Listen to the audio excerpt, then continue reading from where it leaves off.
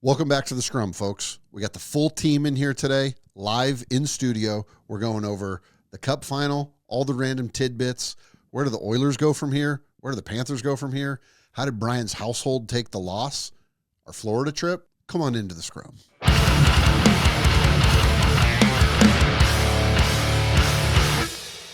Nate, Brian and I went to Florida. We went down there for Game 3. Brian's travel was unhinged at best. And when many people that I went to Game 3 and 4. Brian went to Game 3. Everyone I saw between 3 and 4 said, "Where's Brian?" I said, "Oh, he went home." And they're like, "Oh." And they kind of start doing the math. I go, "We flew. We landed in Miami at 5:30 p.m. We drove directly to Skyline Chili, ate Skyline Chili, went to the game, drove back to Miami. Brian went to sleep for 3.5 hours. 3.5 hours, and then got back on a plane and was home by 10 a.m. You're a maniac. It was sick. We took off from LAX at 9 a.m. Got there, time change, 5:30, whatever, did everything. And then I landed back at LAX at 10 a.m. and I only brought a backpack. So it looked like I was being nefarious. Oh, in my mind, I was thinking like, man, maybe I don't know, maybe I'm guilty conscience or something. It's like I didn't do anything nefarious. I mean, we fucked up Skyline. That was pretty nefarious. Yeah, we hopped in and ate so fast and then got out of there, and it was so sick. The food was so good, and it's like, oh, we need one here. So did you brought just a backpack? So did you bring the backpack with you into the game too? No, we left it in the car because we rented a car. Oh, you're right. Okay. Yeah. Okay. I like to rent a car when That's I go right. places. I forget you were there longer. So okay. Yeah. I was like, that is impressive. I like to rent a car when I go places, especially the way Uber's getting expensive. I like having a car. I control my own destiny. I like to park. You know where you're going. Do my thing. I know where I'm going. I like it a lot more. I like that. Yeah. Okay. But pretty much 24 hours. Yeah. That's impressive. Airport. TSA pre so sick. Because I bring my laptop everywhere just in case some work breaks out, I didn't bring it out. I did bring my iPad. Oh, I take that back. I fucking worked on the plane. I worked on the plane because I scored no middle. There's no one in the middle, and the dude was kind of sleeping in the window, and I was on the aisle, so I put the middle tray down. Straddled my laptop between the middle tray and my tray. Oh, perfect. And kind of did a little angle thing, and it was sick. I got some work done. The Wi-Fi was great. Wi-Fi is good on Delta. Yeah. And then you got to witness Game 3, which was the absolute shit show of just fights. It was ridiculous. Ton of fights, super scrappy. I was kind of hoping that's how that was kind of the last of it. Yeah. Like, it never did that again. So I'm assuming both coaches were kind of like, hey, fuck off. Like, let's just play our game. Yeah. And the guys listened. But Game 3 was fucking sick. It was a great time. It looked like a good trip. Yeah, it was great. I mean, we saw all our friends there. We saw anyone we knew. It's like we knew some people that were there. We saw them all. So it was awesome.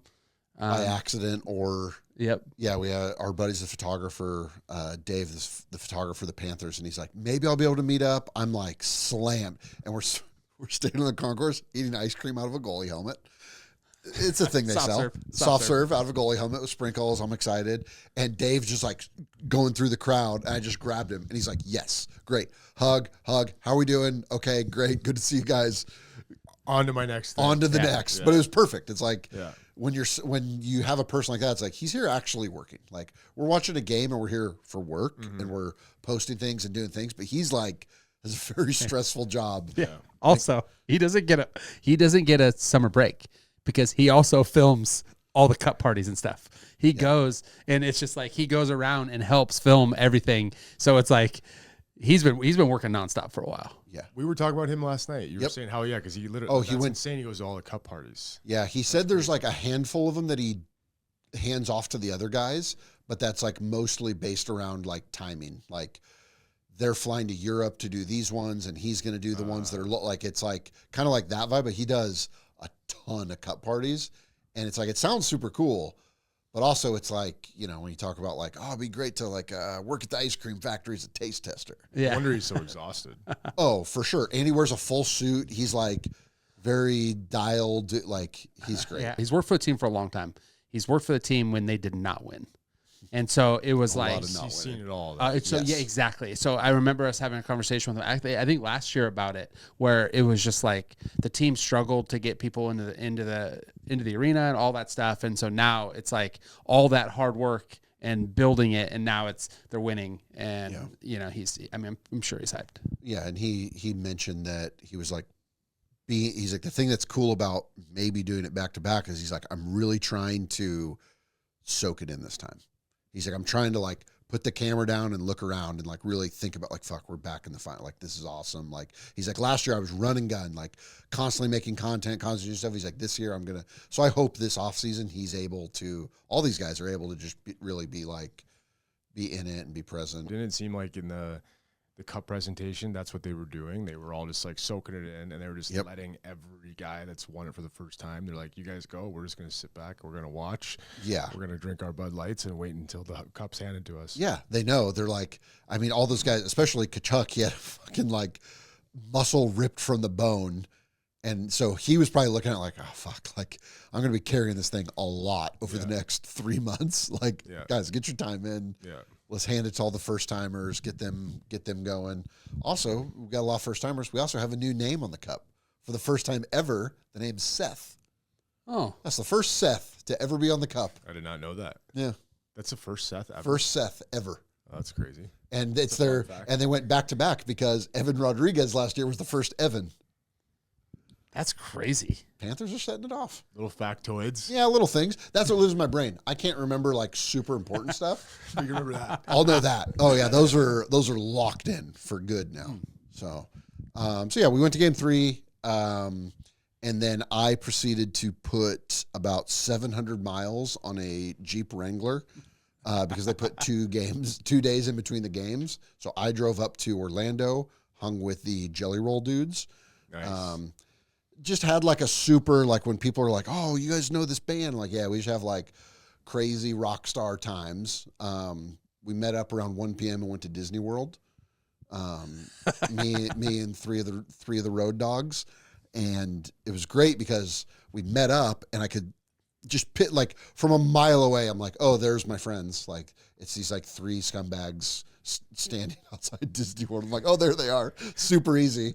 And I'm like, oh man, we kind of like at Disneyland, it's a little bit more like Southern California. So it's a little bit more like, but there you're sticking out. There we're like, sticking out bad. The second we walk into Disneyland, all wearing VG shirts, right away, this dad looks at Casey and is like, hey, nice shirt. Hey, all right, boys. Like all hyped. And like then we like say what's up to him. And then we kept walking. And they're like, this is gonna be a great day.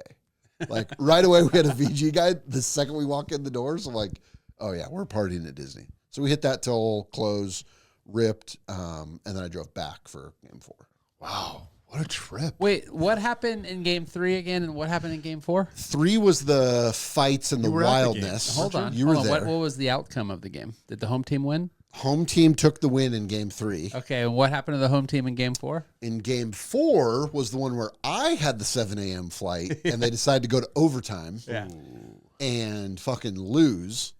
Because who wasn't in the building with you? Because we didn't have the conjunction mojo. We talked so you about think it. that was the difference? I mean, with the superpowers, VG superpowers together, home teams win. Didn't you go to game 5 or game 6 in LA? You went to a game in LA. Yeah, I went to a game without you, and they lost also. And they lost. Yeah. But they won the first 2 games. It's like when we're there, we kind of set the tone of like, hey, let's muck it up a little bit. You know? Like we don't need to play this tight game. Yeah. And they're like, oh, VG boys are here. We got to be proud. We got to muck it up. Yeah. And I think this mindset comes from we've had multiple players that we've like gotten tickets from or told, and then they've said, hey, you see me rub that guy out in your guys' corner? I mean, I knew you guys were sitting over there, so I wanted to like really throw an elbow in the back over. I mean, I text Cooley after that game 3, and I was like, oh, whatever, good game, you know? And then he's like, you see that dude where you taught me? And like he was like pushing the guy down. Oh yeah, no, like I saw that he was north-south on him. I noticed that. He's like, pushing him, and I'm just like, don't tell anybody that. Don't tell anyone else that. I thought about you when I saw that picture. I was like, he's like internal, and he's like north-south on him right here. Like, full on pressure. Yeah, I mean that's it's a good defensive tactic. There you go. Best offense is Jiu-jitsu with hockey. Yeah, wild mix. Yeah, but works. Works, especially you have a guy who's riled up. He's trying to fight you. nothing worse than getting pushed down and not being able to get up. No. You're just like, it's not fun. I want to punch you, but I can't because my face is on the ice. Yeah, that's an easy way to push them away. So we had a great time. Went to the games. Went to game 4. They lost. Game 4 was just an insane game. I also I bought a Panthers jersey.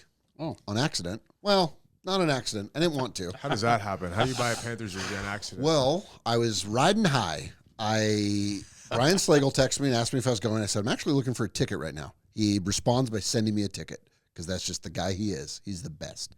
Sends me a ticket. He's like, you're sitting with me. I'm like, perfect.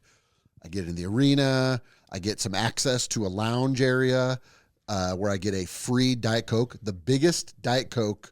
Unreal. They popped they had to pop 2 cans to fill this cup that was full of ice. It was perfect. I'm like, all right, I'm cruise over to the section. The sections are tight. It's an arena. It's like, it's about the end of warm-up. Warm-up's still going on. I'm rolling through. It's tight. This bucket of Diet Coke slips out of my hands onto a 13-year-old boy's entire body wearing a white Panthers jersey. Oh, my God. Brand new. Oh, my God. Dusted this Kachuk jersey. Like, so bad. And he's like, is it just water? And his mom's like, it's soda. It's pretty bad. And she's like, and he's like, I just got like so bummed. And I just surveyed the situation and I was like, what size is this jersey? And he's like, medium. I was like, I'll be right back. And I just fucking went and bought a jersey. I was like, this is insane. I'm like, I ruined this. Like 1,000% ruined this white jersey. And you didn't want to, and that was nice of you, Hammer, to like not be like, all right, you're going to sit through the rest of the game. You're going to have to wash it after and get it clean. You just went and just 25 ounces of Diet Coke. Easy. Like maybe we're at 20 at this point. I've maybe taken a couple sips. How old was he? He was probably like 12 or 13 or something. It was like hyped to be at the game with his mom, whatever. So I was like, I'm out of here. I went to the store, you saw the team store line. Oh my gosh. Stood in that line.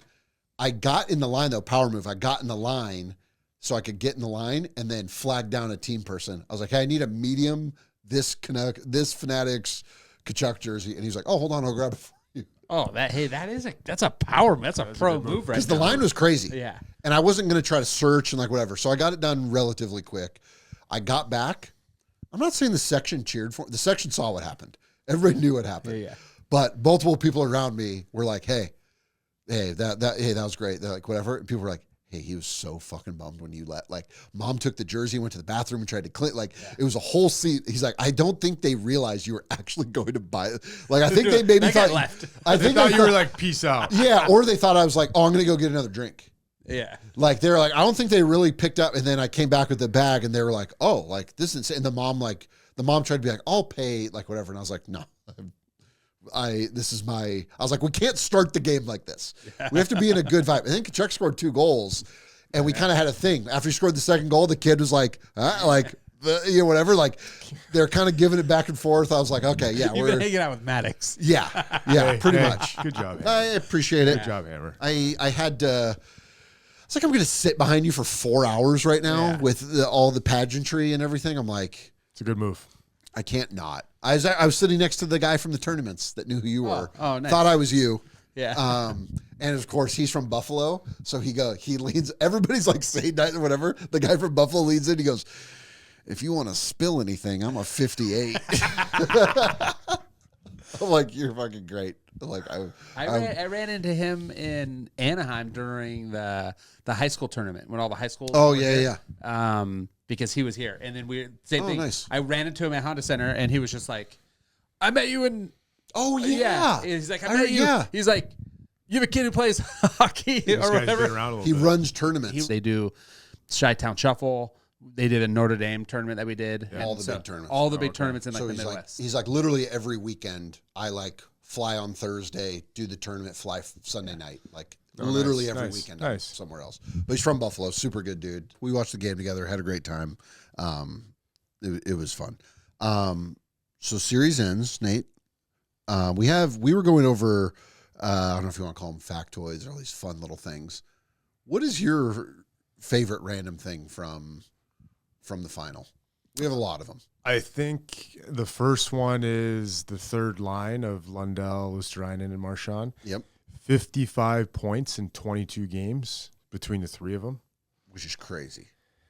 That sounds like that's your top line. That is a top line. Those are top line numbers. Yeah. So you look at that, and right away, you're like, okay, well, if you were going to look at that stat and you saw that and didn't know who won the series, you'd probably guess Florida wins the series, right? Yeah, that's for sure. That's an X factor. Another stat I saw after, and I'm not a big stats guy, Florida led 255 minutes. They led in the series, the longest in history. After game one, you're like, wow, this is close. Really, really close. Yep. And then as the series got to like game 3, game 4, and then especially game 5, you saw the discrepancy in both teams. And obviously goaltending. Yep. You know, if you're going to go back and forth, you're Edmonton, you're going back and forth between goalies. And you have Sergei Bobrovsky, who's just holding down the fort. Like, there's an advantage. Yep. You know, I'm not saying anything bad about Connor McDavid or Leon Draisaitl because they don't get there without them. For sure. But the depth of Florida was much more apparent than Edmonton.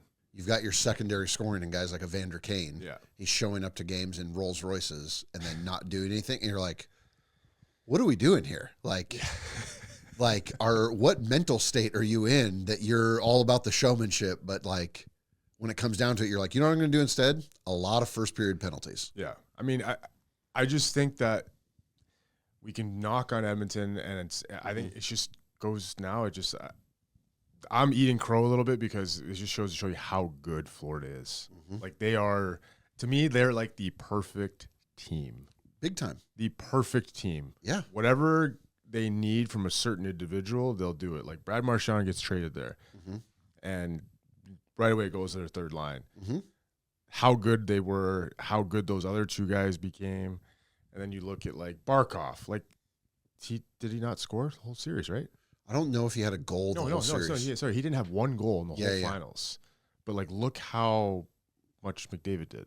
Yeah, McDavid didn't do much. So like everything, like they all know what their jobs are, and if it's Barkov who's the captain, okay, I'm not going to score this series. We're going to win because I know these guys are going to score. I know Reinhart and Tkachuk he set up some scoring chances and did some plays that were. Do you think, you know, because game 1 was so close, do you think that Florida just made game 1 that was Edmonton, that's all Edmonton had, and then Florida had more, so they made some adjustments to battle that? Yeah, I think Florida kept getting better throughout the series. I mean, and you hear like Paul Maurice, like you heard him in that quote on the bench, when he says, "Stop the fucking plays, get the puck in deep, and pound their fucking D because it'll hurt them in Game 7." Yes, and I think that's what Florida when they play every series, they play it as if they are going 7 games because they know by Game 6 or 7. That team's going to have nothing left. And, like, not only that, physically, but mentally. Like, they fucking wear these teams down mentally. Like, it's like psychological warfare, the shit they do. And then Paul Maurice is part of it, too, with his post-game pressers. He's absolutely part of it. And, like, Elliot was talking about how the Panthers play this style year-round. And, like, it sometimes doesn't work during the season, but they're ready. So when the playoffs start, they don't, like, shift to their playoff game. They're like, do what we've been doing. So they've essentially been practicing for the playoffs for 82 games. So when it gets going, they're like, oh, we're ready to rock. It's so impressive. I mean, I think more than anything is, you know, I wanted to see 7 games. You know, big part of me wanted to see Connor McDavid win, Leon Draisaitl. You want to see those guys win a cup. You want to see greatness win a cup. Yeah. But like, I think we're seeing greatness in a team like this team. Like, I don't know if like they could possibly win 3. For sure. In a row. Like, I mean, their team could set up if Bill Zito can keep some guys. Like, sky's the limit for this team. They asked Bill something last night, and he smiled and was like, we're going to try to keep all 3. Because they were talking about Brad, Bennett, and Ekblad. Why wouldn't he's like, we're going to try to keep all 3. Just kind of smiled. It's like, I mean, if you've won 2, in a row, like, how does Bill not just be like, look, here's the money I have. Here's what I can do. You guys want to do it again? Or do you want to go somewhere else and get paid more? Like, obviously, Sam Bennett leads. He probably, you know, he's got the most leverage out of all 3 for sure. But if he can just be like, hey, Bill, how do we keep all 3 of us? Yeah. What do we have to do? What do we have to do to make that happen? I think that's the difference in the team mentality. Is that's like a very Sidney Crosby mentality. Is I'm going to take less, but show me what you're going to do with the money. because we got to figure this out. Whatever. When people are trying to make the Connor Sid comparisons, and they're like, well, if Connor can win 6, he can come back and win 7. Sid did this year. But the caveat to that was he had Marc-Andre Fleury behind him, who stopped 49 of 51 shots over 2 games. Yeah. And you're like, he doesn't have that. And part of why he doesn't have that is because he makes a fuckload of money and his buddy makes a fuckload of money. So it's like, do they need to do a better job of spreading the cash around and maybe be like, do you trade Leon?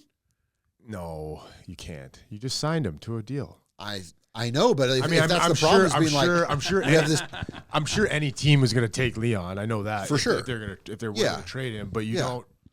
You just went to the Stanley Cup Finals 2 years in a row. For sure. And you played against a really good team. You went to 7 games in 6 games, so you're not far off. But you are for sure the best team. You are the other best team in this league besides Florida. But you're getting worse.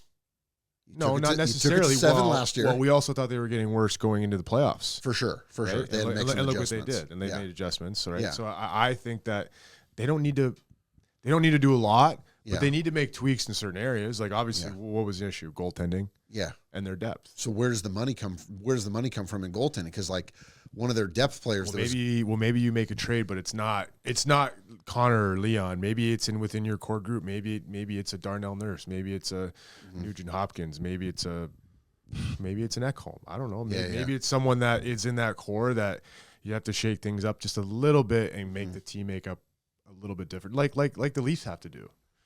Same thing. Oh yeah, the Leafs have to do the same shit. That's a whole nother conversation. They're a whole nother ball game. It's a whole nother ball game. It's if you're the Oilers, you're like, who goes? And the other person asking that question for sure is Connor, who's going to be coming up on time to get a deal. Yep. And I know everybody says because he's got 1 year left, right? Yeah. So everybody says he's loyal and this and that, but like, if the GM has no answer and is like, hey, and Connor's comment after the game, we're doing the same thing over and over again. And slamming our head into a wall. Like that sounds like a comment at coaching and maybe even at the GM. Like, I don't know. I mean, it was an undertone to everybody. I think. I think it was undertone to their team, like everybody. It was like, we have to figure this out. We have to change a little bit here because. Let me ask you guys something. How about go back to the Florida side, please? Who's most likely to least likely to stay with the Florida Panthers between Bennett, Marchand, and Ekblad? I feel like you have to go cheapest to most expensive in that route then. Like Ekblad, I feel like is the cheapest of the 3. So maybe it goes Ekblad, Brad, Bennett. But that also depends on, I think it's Brad, Ekblad, Bennett. Like Marchand most likely to stay, Ekblad middle, Bennett the least. Yeah. I mean, somebody will pay Bennett. I mean, at this point, Brad too. So, yeah, I think Ekblad's the most likely to just be like, you know what, Bill, what can you give me? I think Ekblad's the least likely to they keep. Really? You think he'll? No, I think he wants to, but I think maybe they move on from him and get something out. Maybe obviously he was great. Yeah. He was really, really good. But maybe they go a different route with him and they find a way to keep Bennett and Marchand because of that. Yeah, it might be an easier thing to. I mean, they're obviously. But I do think that Brad Marchand. I agree with you. I think Brad Marchand's not going anywhere. It seems like how do you? Yeah, it's hard to say. The game essentially just ended, so it's like, how do they just not keep the whole group? But it's like you added. It's hard to do. It's almost like when they added Tkachuk, their team became different and better. Yep. And then they added Marchand, and they became even better, more so, right? And I think there's a path of they've talked so much about the culture and the vibe, and Nate Schmidt wouldn't say that it was Barkov without pretty much saying it was Barkov, that he made a mistake in the preseason. And Barkov was like, hey, we don't do that here. And he's like, dude, we're in a preseason game. And he's like setting the tone. We don't do that on this team. We do this, and this is how we do it. That I bet there's other guys in the league that that are like UFAs maybe, that are texting buddies on the Panthers being like, hey, if Brad leaves, I only need 3 or 4. Like, I bet people are going to be petitioning to join that group. They want him there. I mean, there's also I know we've talked about pressure and stuff. It was funny because you would think there'd be more pressure for Florida to win because they just won, but there wasn't. There's way more pressure for Edmonton to win because of Connor. Yep. So it's like it almost made. I mean, I don't know if that makes it easier or what, but it's like you know, talk about Dairy Queen and doing these things. The team didn't look like they were feeling the pressure of having to win, even though they were the defending champs. That's really, I mean, that's a good point because like they play like the villain, right? They're so good at playing the villain because they know nobody wants them to win. Yeah, and they're so good at it, and they don't care. Yep, like it's like they're in their own little bubble. You can just see, and that's why I said they're the perfect team because you can see how much they like care about each other. Yep, and it's because and you hear stories in the locker room of what these guys do for each other and like what they do in the community. Like I heard this morning on the Pat McAfee show, Bill Zito, they had Bill Zito on. Oh, and they were nice. talking about, I guess, after they won the cup, Barkov went back to his place to change at like 5 a.m. Oh, okay. And he had the cup. And he decided to knock on his neighbor's doors at 5 a.m.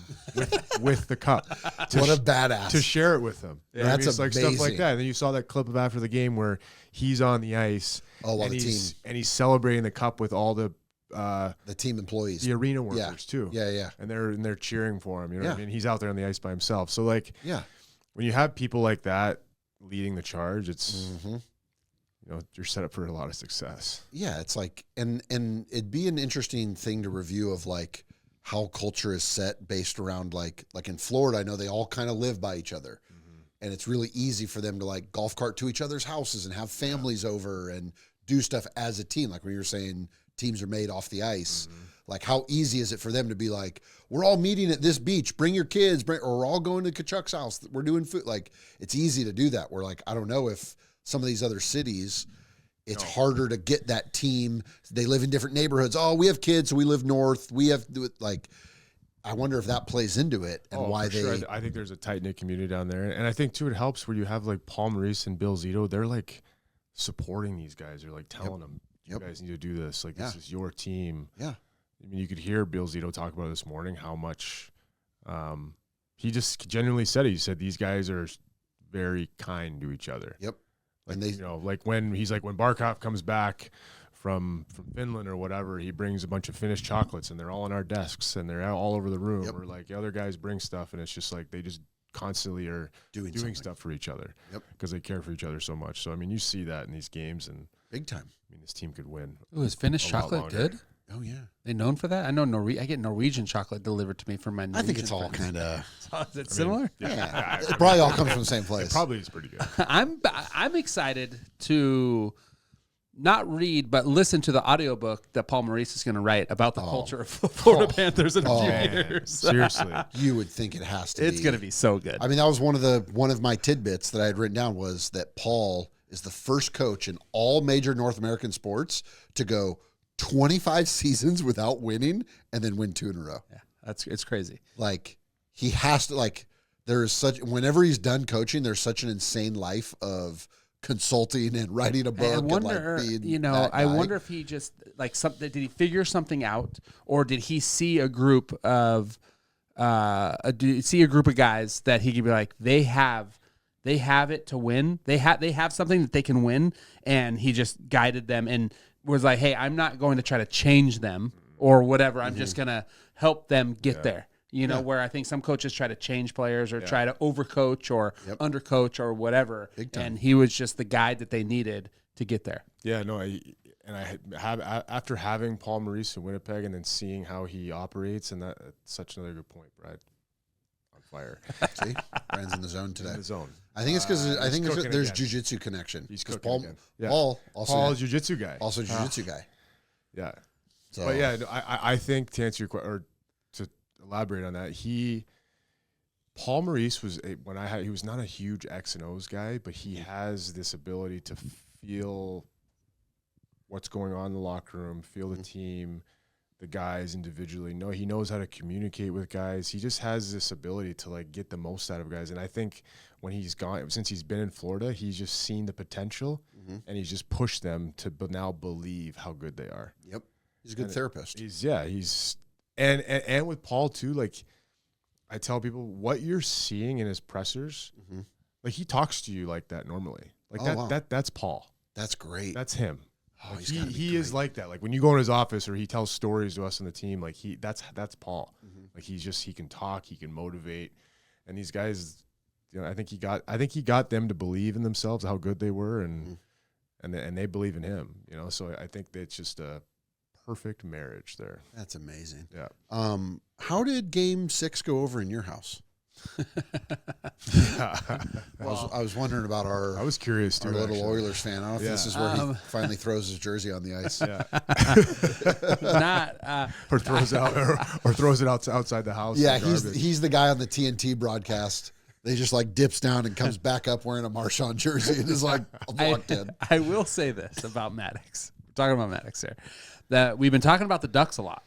Just because the speculation of what they're going to do. So that talk is, and he's been reminding me that he's a Ducks fan. He's still a Ducks fan too. Oh, you know what I mean? Smart. Like, he's trying to put a seed in. Yeah. So he's just like, when they get good, don't forget me on those seats. Yeah, make sure I get invited to Ducks games when they're good. Okay. Yeah.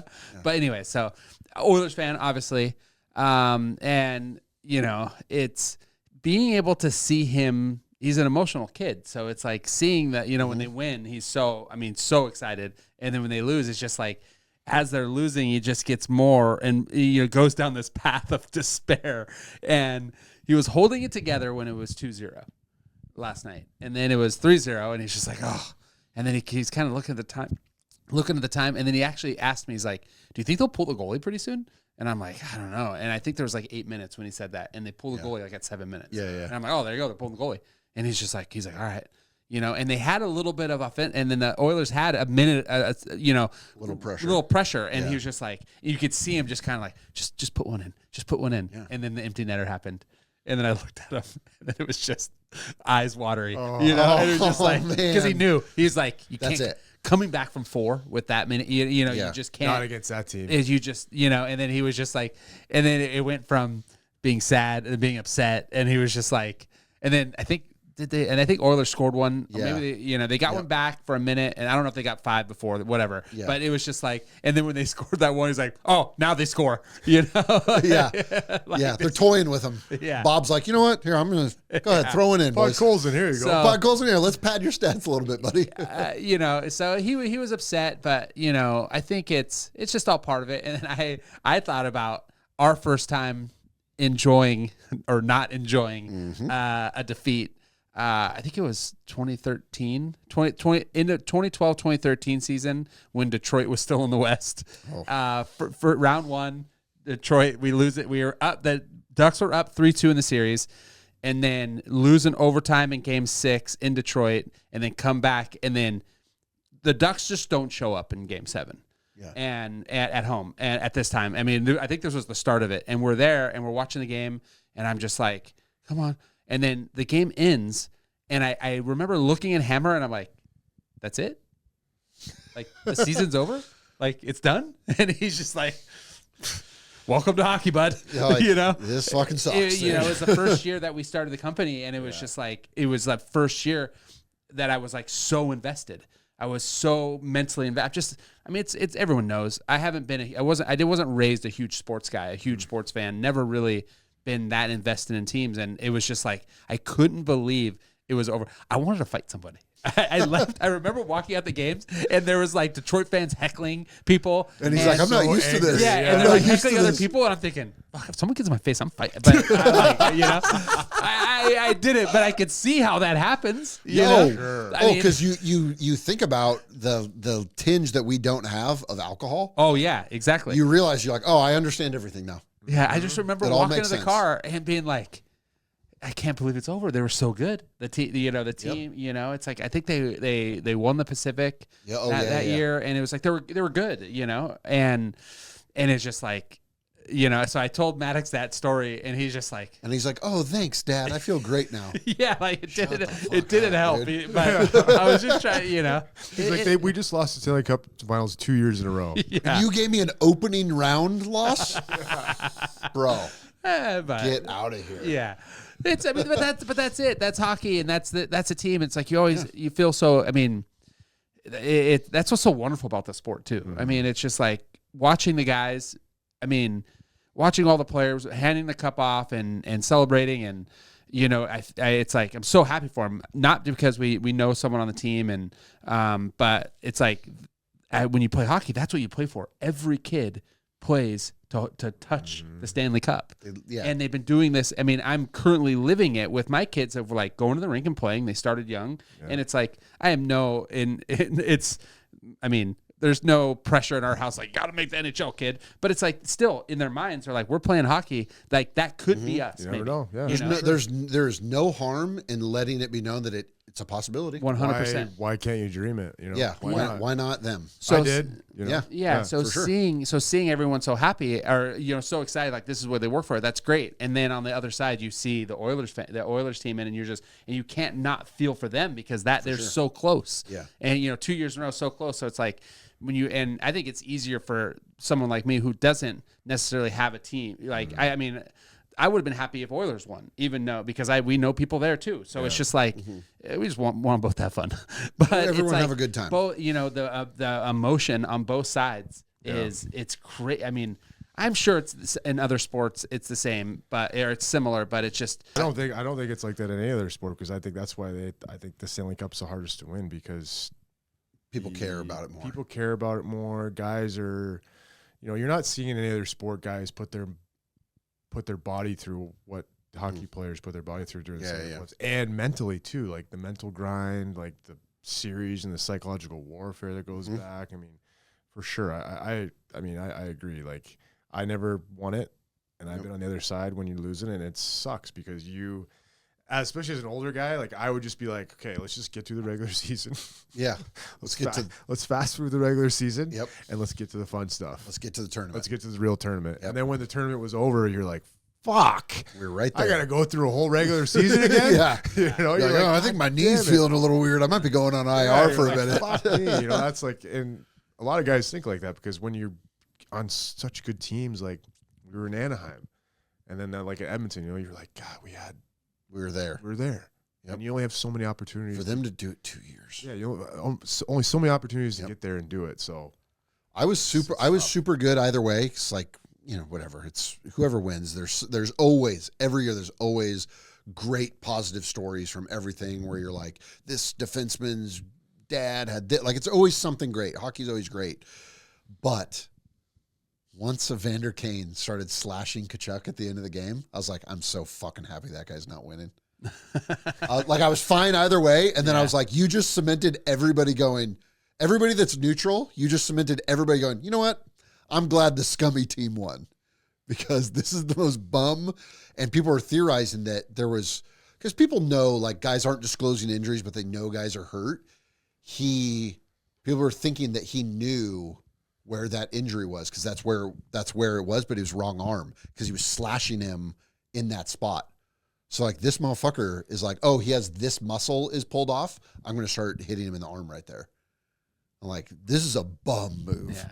This is gnarly. And then gets booted and does not come back for the handshake line. Yeah, I mean, I think he did that on purpose so he didn't have to go in the handshake. For sure. That's what I think, yeah. Yeah, and it's like, cool, dude. I hope there's a fucking Bugatti to take you back to your hotel.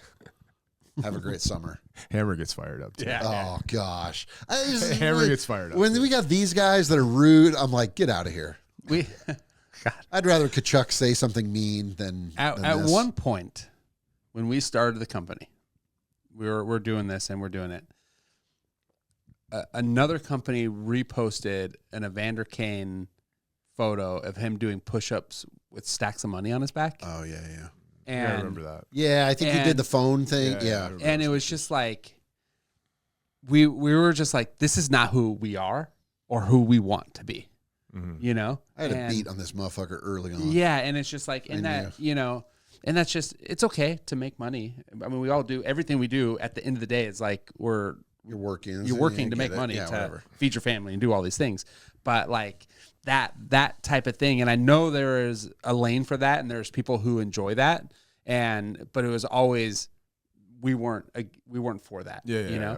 And it's like, I know we talk about, however he played, and we know we talk about like Corey Perry and like him being the whatever, but like I don't know if he's doing that. But maybe he is, and we just don't see it because he was a duck. I don't know. That's the thing is in hockey, the guy, if there is a guy like Evander doing all that shit and then doesn't show up in the series, you just open yourself up for like, hey, fuckhead, like maybe figure your game out, or whatever. Like if Sam Bennett was showing up in a fucking Rolls Royce, you'd be like, damn, that guy's leading the playoffs in goal scoring. Like this is he's truly on top of the world. But the guy who's doing that isn't. Yeah, because that's not where his head's at. I guess that's the. I mean, but that's just two different personalities. That's the catch-22 with it. Yeah, you know, if you're showing up, you can kind of do whatever you want. Yeah, but for sure. Yeah, I think he's definitely. I mean, I saw the interview with I can't remember who it was, but he was. He's definitely trying to sell the game and make it flashy. I mean, he's always been like that though. For sure, and I love it. I would never want him gone. It's great that he's there for people to hate on because it's just there has to be heroes and villains. Or else there's no, you know what I mean? So it's like, it's great for the game. Like, keep him around. Perfect. He definitely shouldn't go anywhere, but it's just funny. Like, I'm like, oh, perfect. I'm so sad that Henrique didn't win. And then I was like, oh, but you also didn't win. They were fired up. Yeah. Fired up. I mean, Henrique's sick. I got it. I love Uncle Rico. I love Perry. Poor Pears. Hey, what a guy. Fuck. He'll keep going, though. He should. Yeah, he was one of the best players for the Oilers. I mean, big time all season. Big time all season. Mm-hmm. I don't know if that's good or bad. I don't know. I mean, I think it's both. Maybe. Yep. I mean, I don't know. He was really good though. They got work to do. I mean, and who knows if they? I mean, I don't know. I would think they would bring him back. I'm almost certain they would. But who knows? Maybe he doesn't go back. I don't know. Maybe. I mean, after that performance, maybe another team is like, hey, that's listen, the thing. We want to give you a 2-year deal. Like, somebody might say like, oh, that's what we need. Like that's the problem with performances like that is the Oilers in their cap space, they might not be able to bring him back. Can you imagine? Listen, can you imagine this? Please. Can you imagine if the Florida Panthers were like, hey, Corey, it's a 2-year deal. Come here. Yeah, we're gonna go for 3. Come down to South Florida with You're me. our kind of guy. Yeah. I mean, you see the way we play? I mean, if we they like lose, the way you play, Paris. Come on. I mean, if they lose Bennett or Brad, it's like, he's like a cheaper version. Can you imagine how much like he fits in with them? Yes. Perfect. And and like in Edmonton, he like kind of was doing it a little bit, but imagine when everybody's cheering you on. Like we probably haven't even seen how far he can take it. He probably has tricks we don't even know about yet. I mean, I've seen him. He probably did some to you at practice. Seen a few. Yeah, I've seen a few. Yeah, Stanley Cup caliber stuff. Yeah, he's Hall of Famer for sure. That is fantastic. Coming up this week, we have, because hockey somehow never stops, the draft is coming up. Yep. Are you going? I think I am going to go. You're going to show up? Yep. Okay. What are you hoping to see there? You just kind of in the vibe, just be around? Yeah, just be around, see some people that I was going to meet with. Oh, there we go. Okay. A little business trip. Kind of. A little bit. Yeah, it's just a little networking. Oh, a little business, a little pleasure. A little networking. Okay. Talk to some people. I like that. And then, watch the draft. I actually, this would be the first ever NHL draft I would ever attend. I've never been to one before. Nice. I mean, that's a great point you bring up, though, because the Panthers, that's another thing they sort of proved is the draft doesn't fucking matter. Like, you look at how many all their top performing players came from trades. Well, yes and no. Barkov was drafted, right? Barkov, yeah. Ekblad was drafted. Ekblad, yeah. Ekblad and Barkov. Yeah. Kulikov. Cooley's like, oh, you're right. You're right. There's a lot of free agents, a lot of good Reinhardt, trades. Bennett, Brett, like trades are what really like take a team over the top. Yeah. Is you see who's good and then you're like, give us that guy. Yeah.